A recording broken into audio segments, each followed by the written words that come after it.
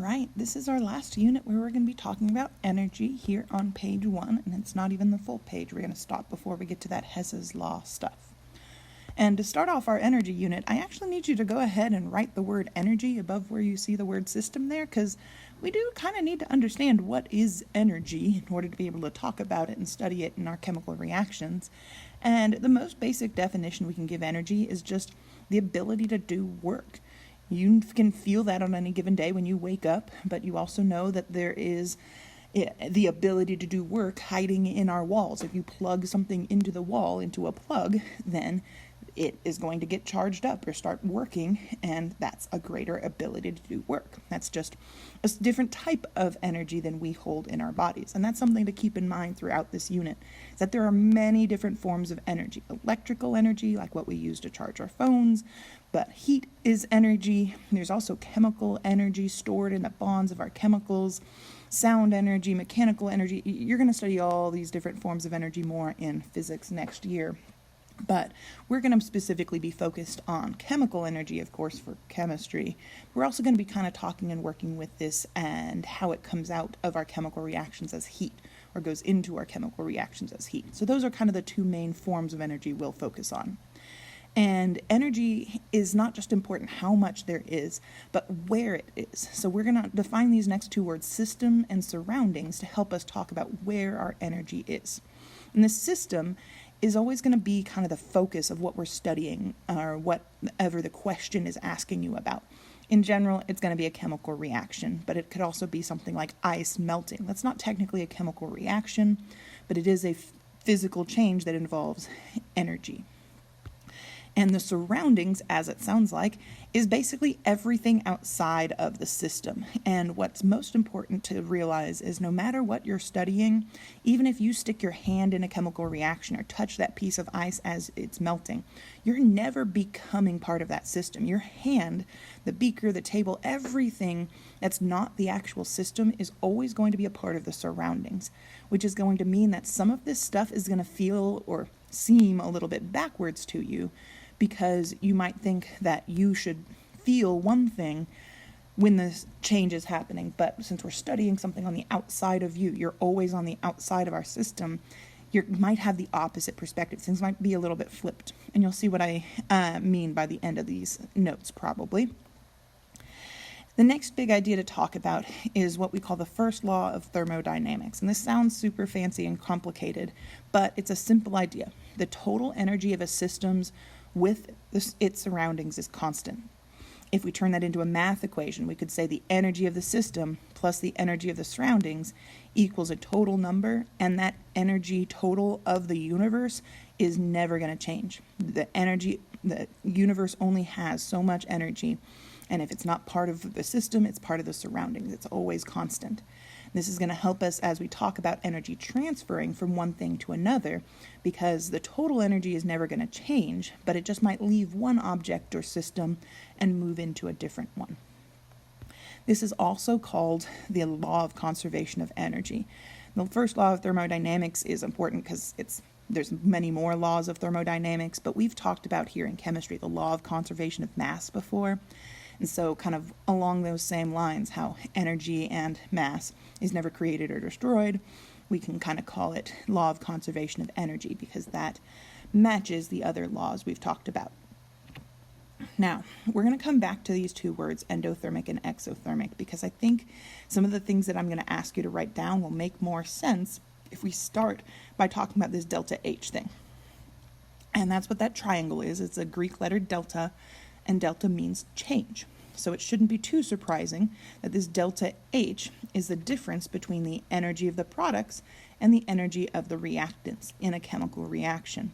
Delta H helps us measure the energy change of this chemical reaction system. And the name for delta H is enthalpy. And I know that's kind of a weird sounding word, but it's pronounced exactly how it sounds. But I don't really mind if you talk about it as enthalpy or delta H. We're going to be talking about that term in a lot of different contexts throughout the unit. So get comfortable with one or the other versions of that name. And when it comes down to it, also kind of bringing this back to math, delta H, if we talked about it as the difference in energy between the products and the reactants, that word difference means subtraction. If we want to find that difference, we can subtract the energy of the products minus the energy of the reactants. And it is important that it's products minus reactants. With most changes, just like with our titration volume of NaOH used in that lab, we did final minus initial, the ending point minus the beginning point. And we're just doing the same thing with our chemical reaction.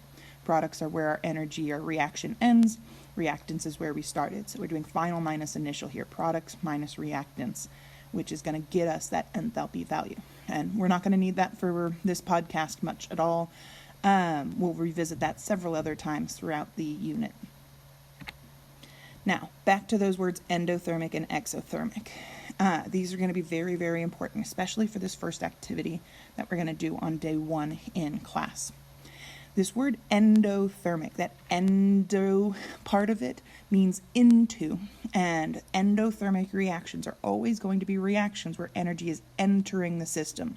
And I always focus on that parallel between endo and entering. We're going to talk about exothermic in a minute, but that exothermic reaction, the energy isn't entering, it's exiting the system. But I'll get back to that in just a moment. Now, because energy is entering the system, that means the system is gaining energy.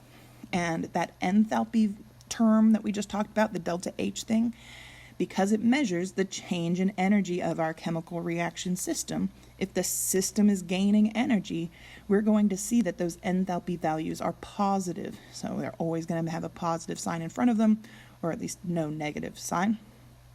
And keep in mind, because energy is constant, if the system is gaining energy, that means that the surroundings is losing energy. And remember how we're always going to be part of the surroundings. We're never part of the chemical reaction system that we're going to be studying.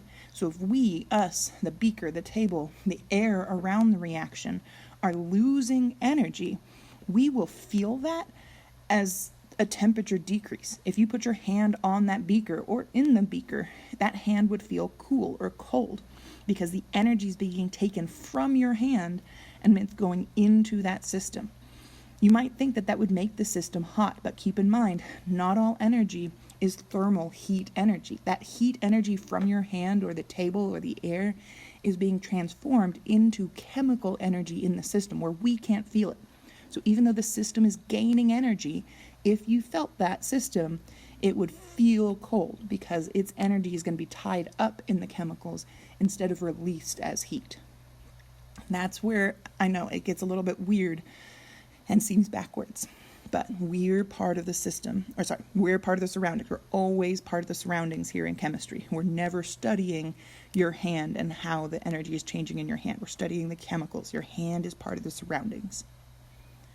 Now let's talk about all these same ideas with exothermic reactions. As I mentioned before, exothermic reactions have energy exiting the system, which means the system is losing energy.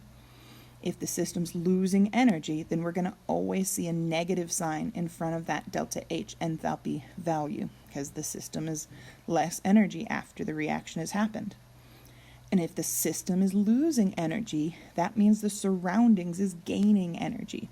And keeping in mind that we're part of those surroundings, if we, our hand, the table, the air, is going to start gaining energy, we're going to start feeling that energy gain as heat. So that beaker or the air would start feeling warmer and warmer as that reaction progresses. The temperature around the reaction would increase.